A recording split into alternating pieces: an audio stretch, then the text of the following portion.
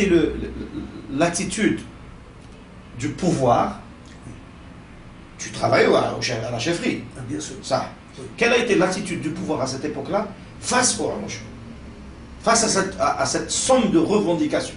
Quelle a été l'attitude? J'apporte une information. Allez. J'apporte une information. La chefferie du gouvernement n'est pas la tutelle de l'opération discussion avec les Harouches. C'est la présidente de la République. Tout est structuré à partir de la présidente de la République. Mhm. Et il y avait quelqu'un qui était commis par la présidence de la République, qui venait à la chefferie du gouvernement et qui veillait au déroulement à petits pas de cette affaire. C'était qui? Je ne peux pas te le dire. Mais c'est public maintenant. Ah bah, écoute, si c'est public... C'est des négociations. Je te signale que jusqu'à ce jour... Nous sommes en 2011 là. Nous sommes en 2011. Je te signale que jusqu'à ce jour, les résultats des discussions n'ont jamais été rendus publics.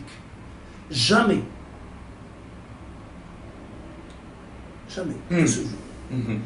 Les compositions des équipes n'ont jamais été rendues publiques, alors que nous avons été saisis Tu veux dire y compris, tu veux dire par la présidence. Par la présidence. Tu veux dire y compris les Harouches n'ont jamais divulgué le... Les Harouches n'ont rien Non. sorti. Jusqu'à ce...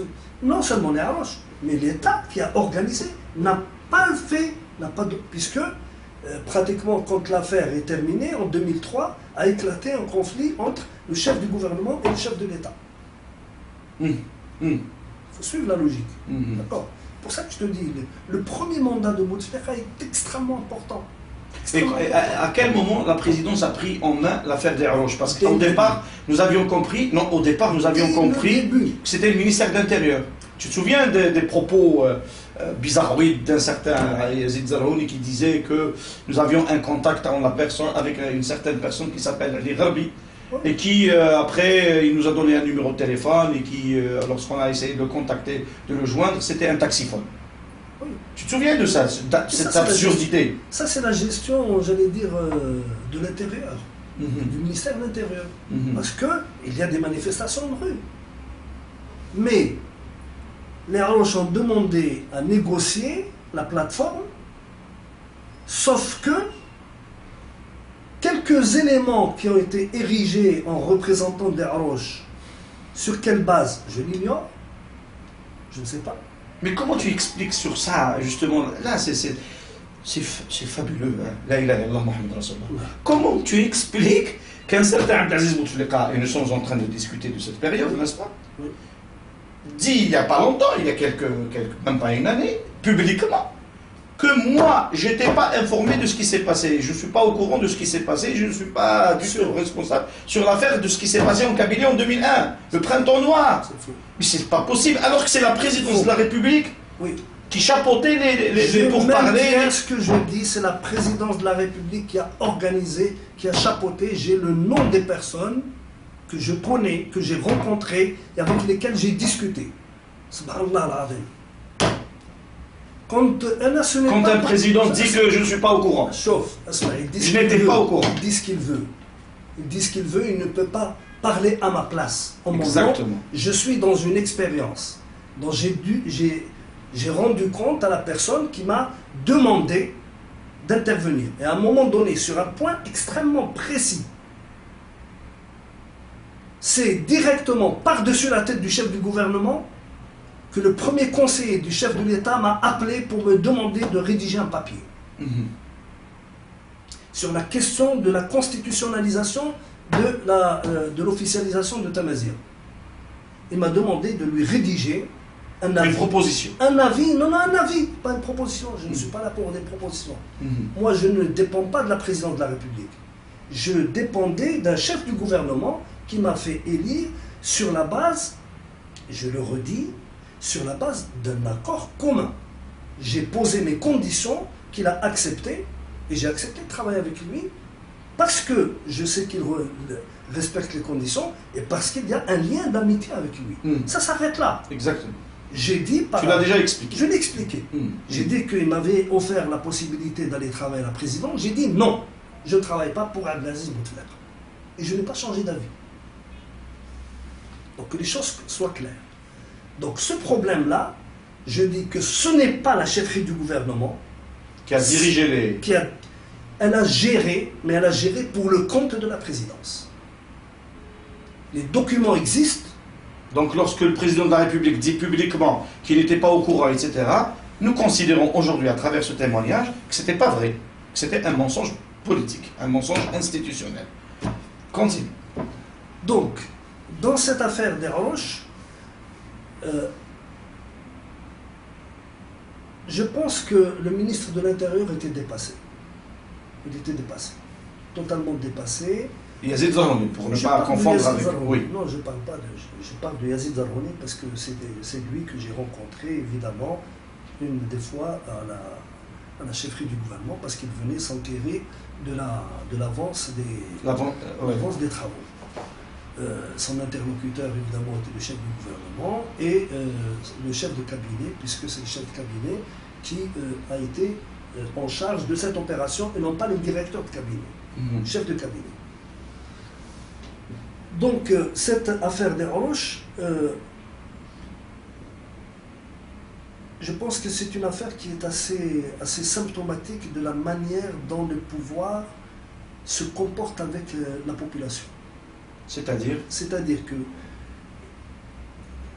il négocie quand il a la possibilité de manipuler. Quand il n'a pas la possibilité de manipuler, il réprime. Ah, ça c'est très pointu. C'est une expérience. Il négocie. Il négocie quand il peut manipuler et quand il ne peut pas manipuler, il réprime. Il réprime. Enfin, moi je tire ça de mon expérience dans une affaire dans laquelle j'ai été embarqué. Si je dis à mon corps défendant, je serai malhonnête. Et je m'explique. Je veux qu'on comprenne. Je suis un linguiste. Une des revendications de la plateforme tourne autour de la question de la reconnaissance de Tamazight en tant que langue nationale et officielle. C'est parce que il y a cet aspect linguistique qui pose le problème qui était fondamental. C'était une des premières, sinon la pierre angulaire de la revendication. C'est à ce titre que j'ai accepté de participer à cette opération pour observer et comprendre quel est le fond culturel de la connaissance des problèmes linguistiques chez la population qui venait négocier la transformation d'un statut ex nihilo en un statut reconnu officiellement et constitutionnalisé. C'est ça qui m'a intéressé. Égoïstement parlant, ça rentrait dans ton champ intellectuel. Dans mon champ intellectuel. Et c'est pour ça que j'ai accepté. Et j'avais par ailleurs l'engagement formel, parce que je sais que c'est un homme de parole, du chef du gouvernement qui m'a dit « Tu es libre de tenir les propos que tu veux. Tu n'es pas soumis à l'obligation de réserve. » Et j'ai des témoins. Le chef de cabinet était témoin, il était présent. Et j'ai dit ce que je voulais, y compris en présence du représentant, du chef de l'État, dans un certain nombre de réunions. Et entre parenthèses, quels sont les éléments clés que vous avez négociés? Ce sont des gens qui représentaient les Harouches, n'est-ce pas? Certaines tendances de Harouches. Certaines tendances. Et ces gens qui représentaient certaines tendances des Harouches ne connaissaient rien aux problèmes linguistiques, ne connaissaient rien aux problèmes des statuts juridiques liés aux langues, liés aux cultures, etc. Ils n'avaient rien, aucune connaissance en matière culturelle. Aucune. Je parle des gens que j'ai vus. Je ne parle pas de l'ensemble. Hacha. Je n'ai pas tendance à... Je parle des personnes avec lesquelles j'ai travaillé dans l'atelier. C'est-à-dire les gens qui représentaient ces quelques tendances des Harouches. Les gens qui étaient venus à la chefferie étaient partagés en 4 ou 5 ateliers. Moi, j'étais dans un atelier. Ça tournait autour de 100, 120 personnes. C'est de cela que j'ai... Et c'était quoi les problématiques clés à négocier? Indépendamment des... Vous n'avez pas négocié tous les points de la plateforme d'Elxor. Non, pas du tout, parce que les points de la plateforme d'Al-Qasr avaient été répartis sur les ateliers en fonction de leur nature. De leur nature. Il y a des points qui sont de nature sociale, il y a un atelier qui traite des questions sociales. Il y a un point qui traite de la nature juridique, parce qu'il y a eu mort d'homme, il y a eu donc des problèmes d'indemnisation, etc. Il y avait un atelier juridique. Moi, j'étais dans l'atelier culturel et linguistique. Et j'ai demandé à n'être que dans cet atelier culturel et linguistique pour des raisons égoïstement professionnelles. Ça s'arrête là.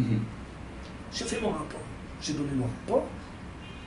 La seule fois où j'ai été saisi par un des conseillers du chef de l'État, le président de la République, j'ai informé immédiatement le chef du gouvernement en lui disant que j'ai été sollicité, voilà ce qu'il m'a demandé, il m'a dit tu le fais. J'ai fait un avis et je l'ai transmis par la voie hiérarchique directement au chef du gouvernement. Je lui ai dit, je suis allé dans son bureau, je lui ai remis le papier. Je lui ai dit, vous le transmettez si vous voulez. Ça s'est passé comme ça. Donc, par honnêteté intellectuelle. Quelles étaient les conclusions?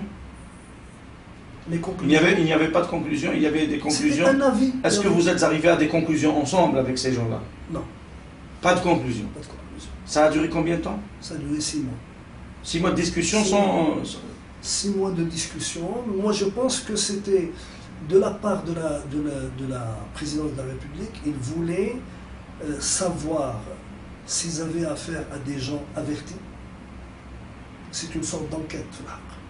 Si vous avez affaire à des gens qui étaient avertis, qui connaissaient les questions, qui avaient la maîtrise des idées, des questions, et s'ils avaient des programmes véritablement établis sur lesquels ils se basaient pour accompagner le mouvement de revendication.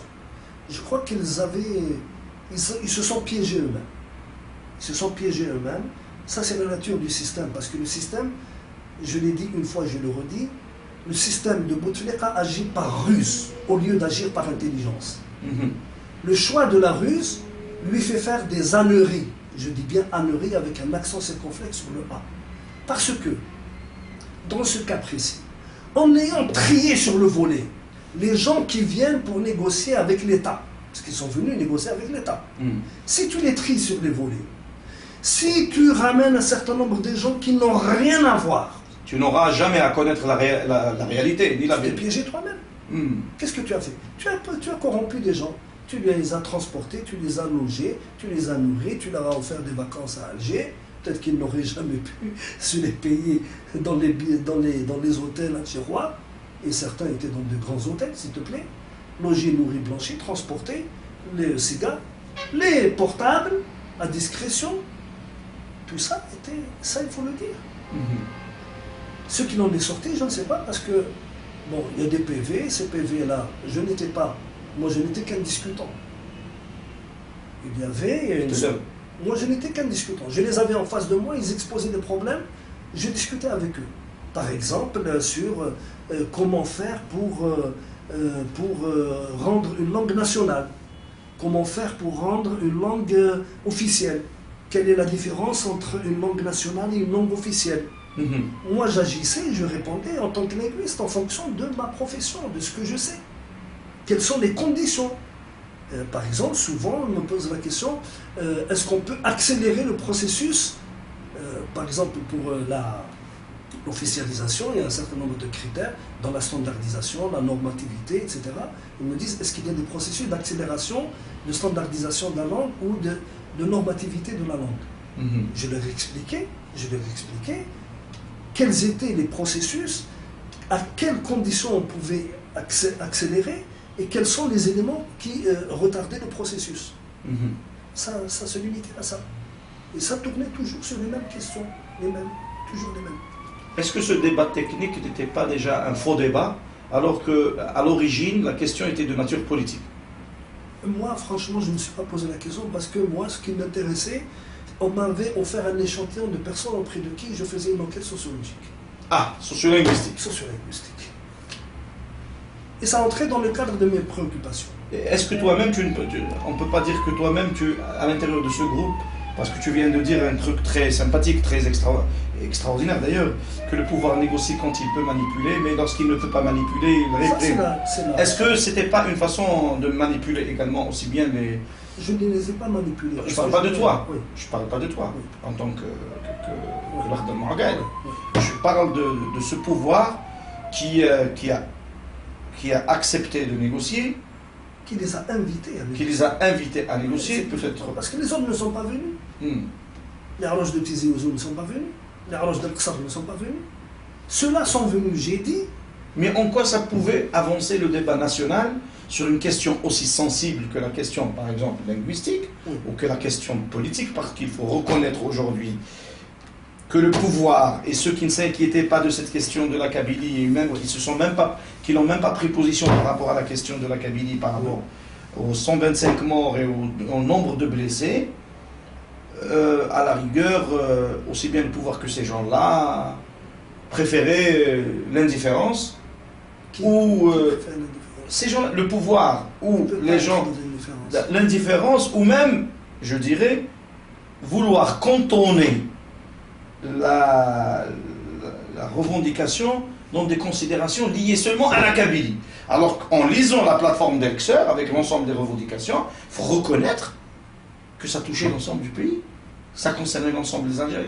Ça ne concernait pas seulement la Kabylie ou des revendications limitées à une géographie ou à seulement une revendication identitaro-linguistique ou culturelle.